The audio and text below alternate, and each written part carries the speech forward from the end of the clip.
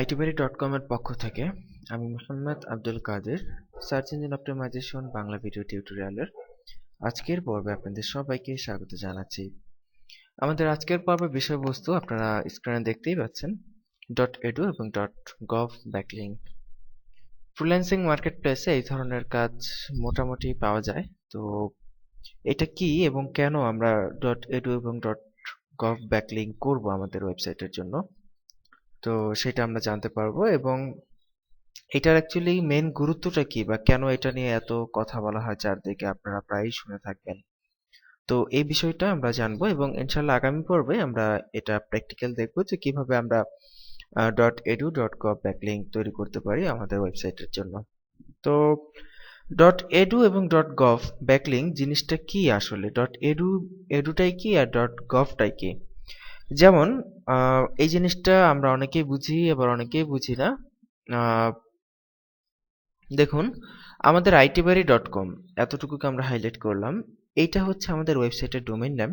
আমি এই এসইও টিউটোরিয়ালের শুরুর দিকেই বলেছিলাম যে ডোমেইন নেম কি। ডোমেইন নেম হচ্ছে আপনার ওয়েবসাইটের নাম। যেমন facebook.com, ফেসবুক হচ্ছে এখানে ফেসবুক এই কোম্পানিটার ডোমেইন নেম।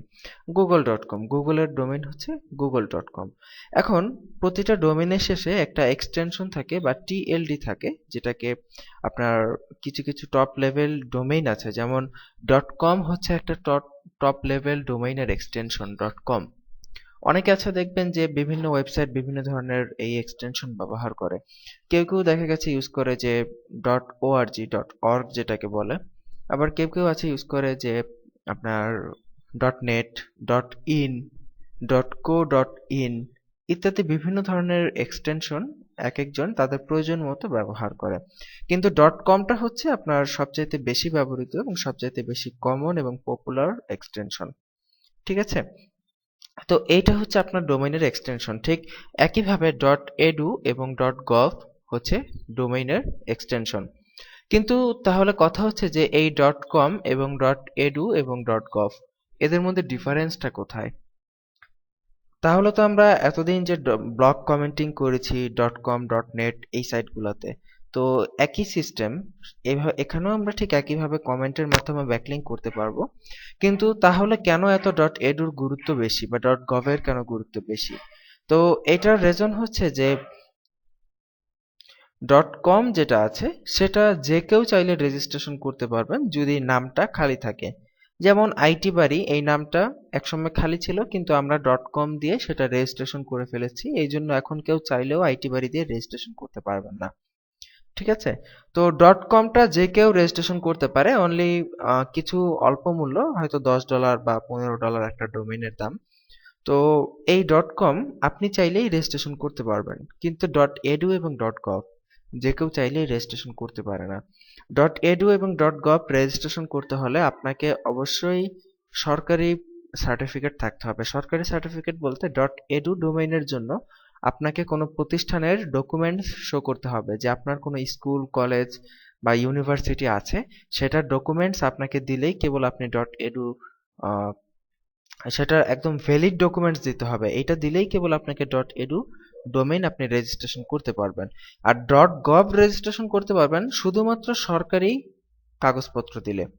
যেমন .govটা কার জন্য হয়ে থাকে? জেনারেলি .govটা হয়ে থাকে বিভিন্ন মিনিস্ট্রি বা কোনো দেশের বা সরাসরি কোনো একটা সরকারি, মানে সরকারি যে সকল প্রতিষ্ঠান সরাসরি সরকারি, সে সকল প্রতিষ্ঠানের জন্য .gov এক্সটেনশন থাকে।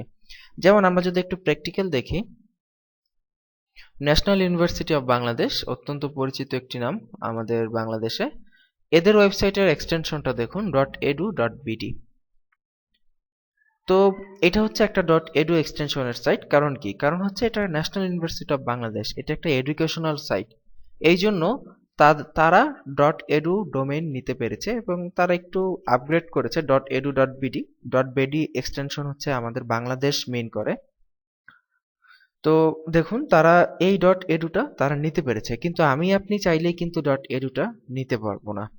ঠিক আছে, এরপরে দেখুন আরেকটি সাইট বাংলাদেশ ওপেন ইউনিভার্সিটি উন্মুক্ত বিশ্ববিদ্যালয় bou.edu.bd, ওরাও নিয়েছে। আরেকটি সাইট ওয়েস্টার্ন ইউনিভার্সিটি, এটার সাইট, এটার দেখুন এক্সটেনশন westernuni.edu.bd। ঠিক এইভাবে কিন্তু আপনারা মানে ওরা এক্সটেনশনগুলো নিয়েছে। এটা হচ্ছে .edu ডোমেইন। দ্যাট মিন্স আমরা বুঝতে পারলাম যে .edu এবং .gov যে কেউ চাইলেই কিন্তু নিতে পারে না, অবশ্যই আপনার আপনার প্রতিষ্ঠানের বৈধ কাগজপত্র জমা দেওয়ার মাধ্যমেই আপনার এটা নেওয়া যায়। ঠিক আছে, তো এই জন্যই মূলত এটার এত চাহিদা যে .edu এবং .gov কেন। আর এটা তো গেল যে আমাদের ব্যাপারটা, যে সরকারি কাগজপত্রের ব্যাপারটা, কিন্তু .edu.gov যারা এসইও করবে তাদের ক্ষেত্রে কেন সুবিধা, তাদের ক্ষেত্রে এত সুবিধা কেন, তারা কেন এটা নিয়ে এত মানে কথা বলে?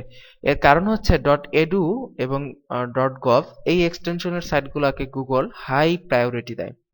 হাই প্রায়োরিটি কেন দেয়, প্রচুর বেশি গুরুত্ব কেন দেয়? কারণ আপনি চিন্তা করেন যে ন্যাশনাল ইউনিভার্সিটি ওদের সাইটের আমার মনে হয় যে তেমন কোনো এসইও ওরা কখনোই করেনি। এসইও বলতে তেমন কিছুই হয়তো করেনি, এমনকি শুধু তারা না, ম্যাক্সিমামই যেগুলো সরকারি স্কুল কলেজ থাকে সাধারণত এসইও করা হয় না। তো এসইও যেহেতু না করা হয় এটা কিন্তু গুগলও জানে, তাই না? কারণ একটা স্কুল প্রতিষ্ঠান মেইনলি আসলে এসইও সম্পর্কে ততটা বেশি ওয়াকিবহাল না। আর যদি এসইও জেনেও থাকে হয়তো তারা করতে চায় না। কেন করতে চায় না আমি সেটা জানি না, কিন্তু আসলেই করতে চায় না। কারণ আমি দেখেছি, আমি স্কুল কলেজের যখন ওয়েবসাইট ডিজাইন করি তখন দেখা গেছে যে তারা এসইও সম্পর্কে তেমন একটা বোঝে না বা এসইওর প্রতি তাদের একটা ইন্টারেস্ট নেই। তো এই যে যে তারা তাদের ওয়েবসাইটের জন্য এসইও করে না। তো এসইও না করার জন্য এখন মনে করেন আপনি ন্যাশনাল ইউনিভার্সিটি বাংলাদেশ লিখে গুগলে সার্চ করলেন। এখন ন্যাশনাল ইউনিভার্সিটির ওয়েবসাইট হচ্ছে nu.edu.bd, কিন্তু আরেকজন আছে, সে তার একটা শিক্ষা বিষয়ক ওয়েবসাইট আছে, বাংলাদেশের একজন, ধরেন যে কোনো কিছু .com। ধরেন আমারই একটা শিক্ষা বিষয়ক ওয়েবসাইট আছে, আপনি গুগলে সার্চ করলেন এনইউ মানে ন্যাশনাল ইউনিভার্সিটি বাংলাদেশ লিখে, কারণ আপনি ন্যাশনাল ইউনিভার্সিটির ওয়েবসাইটটা খুঁজতেছেন। ঠিক আছে, তো এই যে যে আপনি ন্যাশনাল ইউনিভার্সিটি বাংলাদেশ লিখে সার্চ করলেন, এখন আমার একটা শিক্ষা বিষয়ক সাইট আছে। এখন ন্যাশনাল ইউনিভার্সিটি লিখে সার্চ করার কারণে ন্যাশনাল ইউনিভার্সিটির ওয়েবসাইট সার্চ রেজাল্টে না এসে যদি আমার ওয়েবসাইটটা সার্চ রেজাল্টে আসে, তাহলে এটা কেমন দেখা যাবে বলেন? কারণ আমি তো আমার ওয়েবসাইটের এসইও করেছি, কিন্তু ন্যাশনাল ইউনিভার্সিটি তো তার ওয়েবসাইটের কোনো এসইও করে নাই। তো এই ক্ষেত্রে দেখা গেছে যে ন্যাশনাল ইউনিভার্সিটির সাইট না এসে আমার ওয়েবসাইট আগে চলে আসলো। এতে করে কিন্তু যারা গুগলে সার্চ করবে তারা কিন্তু বিভ্রান্ত হয়ে যাবে। কারণ আপনি কিন্তু আমার ওয়েবসাইট চান না, ন্যাশনাল ইউনিভার্সিটি দিয়ে গুগলে সার্চ করে কিন্তু আপনি আমার ওয়েবসাইটটা চাননি, আপনি চেয়েছেন বাংলাদেশের ন্যাশনাল ইউনিভার্সিটির ওয়েবসাইট।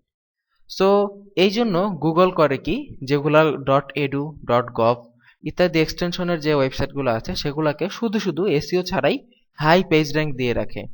প্রচুর হাই পেজ র্যাঙ্ক দেয়। হাই পেজ র্যাঙ্ক এই জন্য দেয় যাতে করে তাদের নাম লিখে যখন কেউ সার্চ করে তখন যাতে ওই ওয়েবসাইটগুলো সঠিক ওয়েবসাইটগুলোই গুগলের সার্চ রেজাল্টে আসে। যেমন আপনি যদি ন্যাশনাল ইউনিভার্সিটি বাংলাদেশ লিখে যদি গুগলে সার্চ করেন,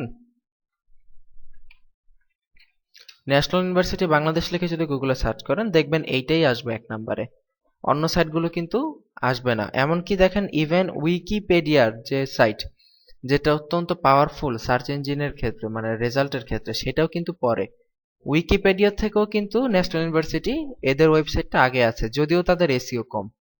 কারণ কি, কারণ হচ্ছে এদেরকে গুগল এমনিতেই হাই পেজ র্যাঙ্ক দিয়ে রাখে, যেগুলো .edu এবং .extensionএর সাইটকে শুধু শুধু হাই পেজ র্যাঙ্ক দেয় এসইও না থাকলেও। ঠিক আছে, হাই পেজ র্যাঙ্ক দেয় যাতে করে ভিজিটর যারা গুগলে সার্চ করে তারা যাতে সার্চ করে সঠিক তথ্যটা পায়। এই জন্য যেমন দেখুন ন্যাশনাল ইউনিভার্সিটি, এটার পেজ র্যাঙ্ক কত দেখুন, পেজ র্যাঙ্ক দেখতে পাচ্ছি 10-5, অনেক হাই পেজ র্যাঙ্ক। তারপরে দেখা গেছে ওপেন ইউনিভার্সিটি, এটাও দেখতে পাচ্ছি 10-5। এরপরে ওয়েস্টার্ন বা ইস্টার্ন ইউনিভার্সিটি, এটাও দেখা যাচ্ছে 10-5। যে আপনাকে কোনো কারণ ছাড়াই শুধু শুধু আপনাকে পেজ র্যাঙ্ক দিয়ে রাখবে। তো যেহেতু তাদেরকে গুগল হাই পেজ র্যাঙ্ক দিয়ে রাখে, এই জন্য আমরা যদি তাদের ওয়েবসাইটে কোনোভাবে আমাদের ব্যাকলিঙ্ক করতে পারি, আমাদের ওয়েবসাইটের ব্যাকলিঙ্ক করতে পারি, তাহলে কিন্তু দেখা গেছে যে আমাদের ওয়েবসাইটের জন্য সেটা কিন্তু অত্যন্ত মানে এসইওর ক্ষেত্রে অত্যন্ত ইফেক্টিভ ভূমিকা পালন করবে, যে আমরা ইজিলি হাই পেজ র্যাঙ্কের ওয়েবসাইট থেকে ব্যাকলিঙ্ক পেয়ে যাব। ঠিক আছে। এবং আর যদি হয় আমারটা এডুকেশনাল সাইট, যে এডুকেশন রিলেটেড আমার কোনো সাইট, এবং আমি যদি এডুকেশন রিলেটেড যে সকল ডট এডু বা সরকারি যে সকল সাইট আছে সে সকল সাইটে যদি ব্যাকলিঙ্ক করি, তাহলে দেখা গেছে এটা আমার জন্য মানে এসইওতে অত্যন্ত ইফেক্টিভ ভূমিকা পালন করবে। আর যেহেতু তাদের হাই পেজ র্যাঙ্ক, তো খুব ইজিলি আমরা সো হাই পেজ র্যাঙ্কের ওয়েবসাইট থেকে ব্যাকলিঙ্ক পেয়ে যাব। তো আশা করি ব্যাপারটা আপনারা ক্লিয়ার হয়েছেন যে কেন ডট এডু এবং ডট গভ ব্যাকলিঙ্ক এত গুরুত্ব বহন করে অ্যাকচুয়ালি এসইওতে। তো যদি তারপরও না বুঝতে পারেন আমাদেরকে ফেসবুকে জানাবেন, ইনশাল্লাহ আমরা আপনাদেরকে ক্লিয়ার করার চেষ্টা করব। তো আজকে এই পর্যন্তই রইল। আগামী পর্বে আমরা ডট এডু সাইটে কিভাবে ব্যাকলিঙ্ক করবেন সেগুলো ইনশাল্লাহ দেখানোর চেষ্টা করব। তো তার আমন্ত্রণ জানিয়ে আজকের মতো এখানে বিদায় নিচ্ছি। ভালো থাকুন সবাই, সুস্থ থাকুন, আল্লাহ হাফিজ।